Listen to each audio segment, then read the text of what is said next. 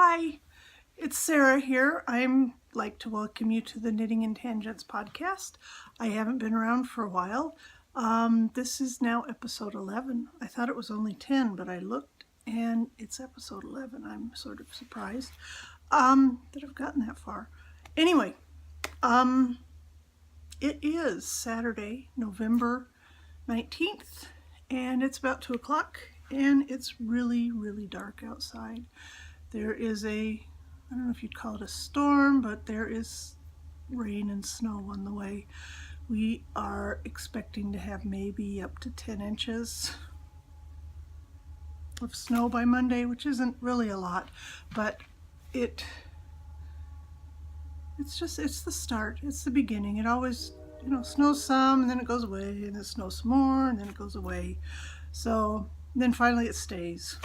But by then, you can deal with it and it all gets cleared off, so it's not really a big deal. It's about 45 degrees out, which is probably somewhere around 8 or 9 Celsius, maybe. Anyway, the temperature's dropping. It's headed to below freezing, whichever system you use.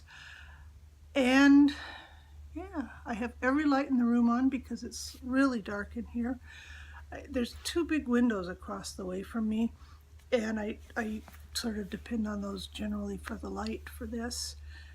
And I'm just noticing that light up there. Let me see if we can change that, how that works. That's okay. That's a little, no, I don't know. We'll figure it out. So that's what's happening. Everybody's gone but me, which means I can do this. The dogs have barked and gone crazy. I think there might have been a cat out on the street. I know. I didn't see any people. I didn't see any other dogs. It could have been a bird. It could have been leaves, but they went crazy for a while, about 10 minutes. So Robbie's right now across the way here, keeping guard, and Jill is upstairs at the window, the lookout up there. So we are protected from, cats and leaves and birds, which, it is very important. Let's see, it has been a while. I don't know how long it's been. I know it's been at least a month, maybe more. I have done some knitting. Let's see, last time I showed you a pair of socks that I finished, and I think I showed you the ones I started. Anyway, now they are finished, and I will show you. I have the stuff. This is one. It is my sort of standby blueberry waffle stitch pattern. It's just a basic top-down sock with a knit 2, purl 2 heel flap with slip stitches in each. And what I did, and why the soles and heels are white, is for those parts I held a strand of kid silk along with it, which is good to reinforce things. It's good. A lot of people put it just on the heels and toes, but since it's going to get cold here soon, I thought maybe it'd be nice to have warm fuzzy socks all the way along the bottom. So the bottom is warm and fuzzy. Does that look fuzzy? Oh, it does. Look at that. You can see the fuzzy. So I've got that. You just hold it double here where it is, and when you're doing it in the round, you knit the part that's here. We'll do it this way. You knit the part, that you hold it double, then you release the extra one, the kid silk, and you do the top, the instep part of the sock. And then when you get to the next side, you pick up the next one and start again and just do it double. So you end up with rows of yarn going across, just strands. And then you just cut it off, and it works pretty well. I think what's going to happen is that these will all kind of felt down into the bottom. If I can keep them, sort of in that direction. And then that'll just give it a little bit more insulation down there. I think, can you see? Yeah, that's better. You can sort of see how that happens. You get little shorter rows at the gusset, and they get longer as you go along the sole. So that's how that works, and I'm excited. Wait until it gets cold and see. So there's socks. That's what I finished. What else have I finished? I finished that pink shawl I mentioned that I was designing. I finally got the edging done on it. I decided not to use a knitted on edge because I just wasn't thinking properly. So what I did, I just did sort of a little plain edge. It starts out like that on this end, and then as it goes along it gets wider. Oops, what's that? I picked up something stray here. It gets wider and a little wider and a little wider and so on. You get the idea till you get to the following end where it's about like that. So okay, we'll try again here. He's looking like he is anticipating some more barking. It's his favorite pastime besides swimming and running and everything. He loves to swim. He got to go swimming yesterday, but the water is really low in the lakes. It was a very dry summer here. There you can see him right there in the back.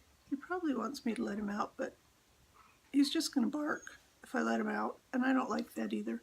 So anyway, the lake's really low, so it's all mud, and he can almost, you throw the sticks or his frisbee, whatever, out for him, and he can almost walk the whole way, even when you throw it pretty far. So he got to go get wet, I guess is a better way of saying it. He likes to get wet. He likes to swim. So that was good. And Jill likes to explore. She wades. She doesn't swim too much. But anyway, the shawl, hopefully the barking, he's laying down now. So hopefully that stopped. So it goes like that. It puckers along the top edge. I think he's expecting someone to come home now.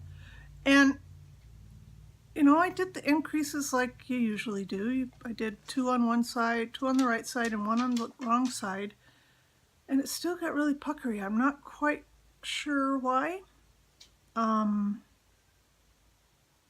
going to look into that and try another one.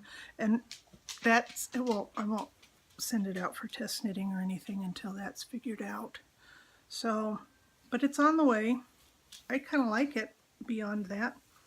I think the next one I will use more of a patterned yarn for the main yarn, and a coordinating solid, semi-solid for the other.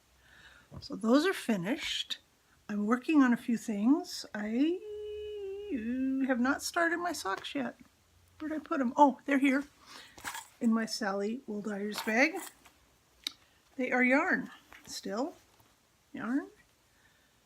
Oh yeah, it's not bright. It's not really that bright. It's much more toned down, but it's a tweed. It's a Blueface Leicester tweed.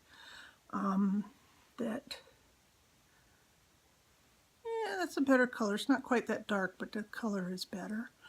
So that's going to be that. It's going to be something with little trees on the top, sort of a winter themed, holiday-ish themed.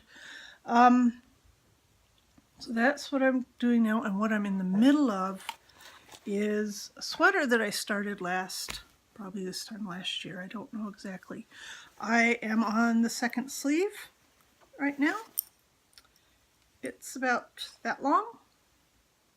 I've been putting little stitch markers, little hangy stitch markers where I make the increases so that I can tell, because I'm doing a different number of increases also. So these have a different type of bead on each one, so I can tell how many stitches I've just done. Anyway, here's the sleeve that I'm working on. Here is the finished sleeve, which is here. Oh, there's a little yarn because, maybe too short. I may have to make it longer. And the same with the body. I may have to make it longer. Oh, it's still attached to, and it's coming off its needles, so shouldn't lose too much. Rob, please. It's here. I've got the same little markers for the increases and decreases for the waist shaping. And when I get the second sleeve finished, I'm just going to sort of stick them all on and see how much they need to change. And then there's going to be a yoke that it's it's Isolde Teague, and what is the pattern? I can't remember the name of the pattern. It's the one that she did with the sort of Icelandic type yoke. And so this is going to be the dark gray and a light gray and a medium kind of blue. So I'm excited. It'll be it will be my first color work. So that'll be interesting. I know a lot of people who really love to do it, and I know I can get a lot of help from them, and now I'm all tangled. So let's see, tangled there. Okay, good. So that's what's happening with knitting. I probably won't, I'll start the socks, but that's probably all I'm going to start before I get anything else. So what's next? Oh, future projects and acquisitions kind of go together. November? Last month, just about a month ago, a little over, I went to Rhinebeck. A friend and I go every year. She buys a lot of things. She does all these different fiber arts. She buys a ton of stuff. I usually don't buy too much, but I like going and looking at everything and occasionally seeing people there. Hi, I don't know where I was. Barky dogs. They needed to go out. A friend called. My husband and I were going to go to the local theaters doing Alice in Wonderland. So we thought we'd go to that tonight, and then she and her boyfriend wanted to go. So we're gonna meet up, have dinner, and go to the play. It's usually pretty fun. It's just a really teeny little place. So anyway, where was I? Rhinebeck. Yeah, I don't buy much. I'll have to see how much I have to edit out of what happened before. I don't usually buy much. This year I bought some yarn and books, and I got Miss Babs because Saturday morning the line wasn't very long. It wasn't long at all. It's like 10, 15 people maybe. And you could go in amongst her yarns and move around. So, which you can't always. It's just a madhouse there. So I got this. It's beautiful. I think it's pretty. It's shinier than that. It doesn't have glitter, doesn't have stellina or anything in it. It is, I believe it's a new base for Miss Babs, and it's 65% merino and 35% tussa silk, and it's really nice. I don't think it's superwash. The base is called Woodbury, and it's, as you can see, it's $24. And can you see, is that focusing? Not really. Anyway, it's that. The color is Dark Andromeda.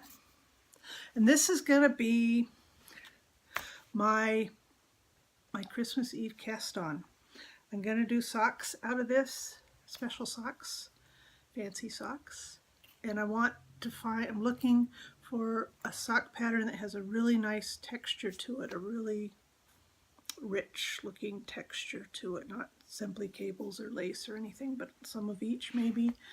There's a few I've seen, of course don't remember, so I'm going to keep looking, but if you have any ideas, let me know. I like it. It's really nice, and it's soft, and it'll be good fancy socks, for fancy socks. The other thing I got was books. I got 3 books. I got these 2. I'm kind of late to getting in on the Clara Parks books. I've got the wool and the yarn and the socks books. Then I got Yarn Whisperer, and I got Knitlandia, which, as soon as I finish the book I'm reading, I'm going to start probably the Yarn Whisperer. I like to go in order. It's probably a little OCD type thing I have. I'm just looking for a place to put things. I got it all stacked up to show, but not to where to put it when I was done. The other book I got which is very exciting, is this, the Knitted Cables Source Book. And it's by Nora Gunn. And you may have noticed she's got tons of patterns all around out there, and she generally uses cables on them. It's very nice. She was there at the bookstore, so it's signed. Yeah, you probably can't read it too well, but it just says, cable on. And it's got tons of cables. I'll hold it sideways. And then each page is set up kind of like this. So you have the cables, and then you have a little explanation and the charts that go with them. And she talks about, also gets into how you change them. There's patterns. There's a pattern that I like. I know if I were organized, I would have put little markers, but yeah, that's not how I do things. Why be organized when you can just wing it? That's a pretty shawl wrap type thing there. So it's got a dozen patterns maybe, and all these cables, and she tells you she tells her thought process and working process on how she develops them. She'll usually start with one and then go, oh, what if you do this? What if you do that? And then they expand into whole new things.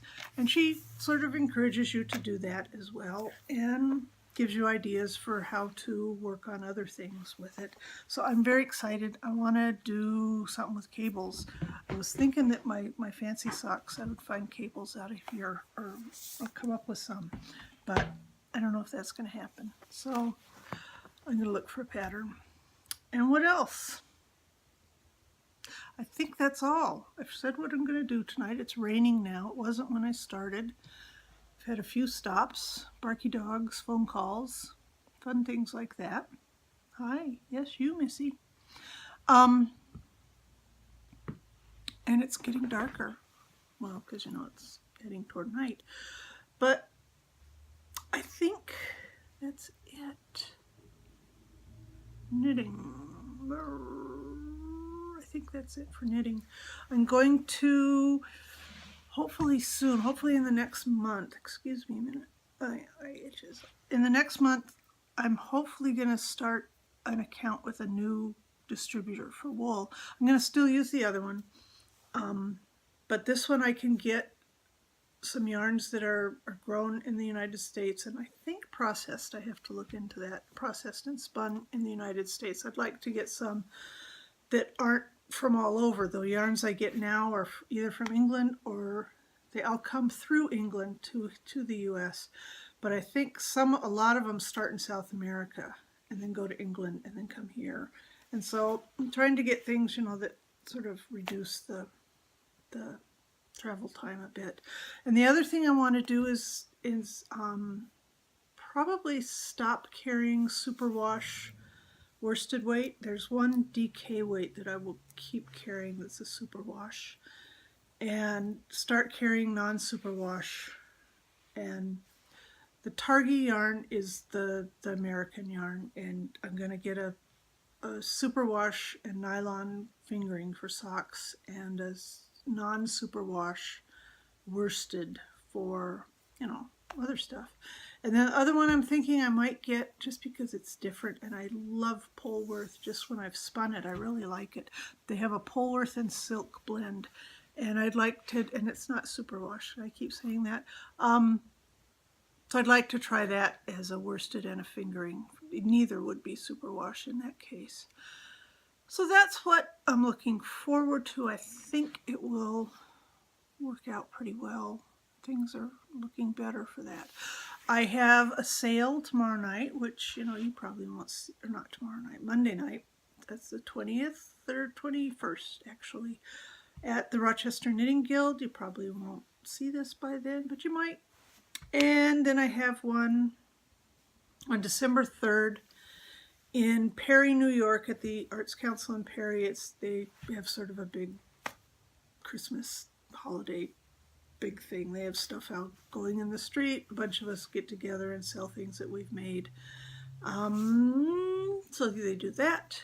And then the next one is in Rochester somewhere. I don't know where exactly. It'll be, I think she's going to have it again. Tina Turner has had a big sale, an anniversary sale for her business. Once a year, she has a big sale, invites a bunch of people, a dozen or two people, vendors to come in and sell everything from yarn to soap to cookies and all different things. So that'll be, I think, in February, and then in March is the Fiber Flurry, and I'll be dyeing yarn for that. There'll be yarn for them they will have, and I think that's partly where the Polworth and silk is going to come in. I think that's what I'm going to use for that. So, let's see. Anything else? I don't know. I feel all red. We have this red wall. I think I told you it was going to be green. And the last time I recorded in front of the green tests that we'd done. And now we don't like the green. We think we want to keep it red. So now we got to figure out what to do with this big blotch, big, huge section of green that's not done neatly around the edges. So I don't know how we're going to fix that, because the red is different. It was a red that we got, and then I mixed the paint with a clear acrylic type, not paint, but like Varathane varnish type thing, not really varnish, but acrylic, a clear acrylic. We'll stop there, and mixed it, and then I just did all this all over the walls, just really kind of spazzy, just no rhyme or reason, until it was covered, and then let it dry, and then did it again. And I don't know if I did 2 or 3 coats, but it's not a solid red. It's kind of mottled, and yeah, so we got to find that color paint again, and find the color that I used as the base, which is the sort of yucky peachy color that was there before that just looks dirty now, because that was the color back then. You got these sort of grayed out colors. That's what I'm looking at now. I can see differences. So that's why I'm back over here, is I like the red, and it makes I don't know, my face is always red. So plus you get light. It's better light when there's light out. I'm starting to drift. I'm sorry. Thank you for watching. I am going to try, I know I probably should have said this earlier, I'm going to try to put captions down at the bottom for things instead of feeling like I really have to do a project page or an episode page, because, or show notes, that's what people call it. Anyway, because I don't generally do those, and then I feel guilty, but if I put them down there, then you can find what you need. So as I go through it for editing, I pay attention usually, and we'll put what's down there, what needs to be there. So you can find that. And I think that's all. Thank you for watching. I'm so glad. Every now and then, I'm also really bad at checking the YouTube page, so I don't see that you've made notes or messages, and thank you for leaving messages, and thank you for subscribing and watching and sharing if you're sharing it. It's kind of exciting for that. And keep doing it. Tell your friends. I know it's weird. Some are better than others, some are worse. That's how it goes. Hopefully I will keep doing it when I'm halfway awake, and that will help have a little energy. So thanks again for watching, and I will see you hopefully within the next month. I don't know when people will be gone again. Just have to take my chance. Maybe I should just send them out one day and make them take the dogs too, and then I can do that. Anyway, thanks. Bye.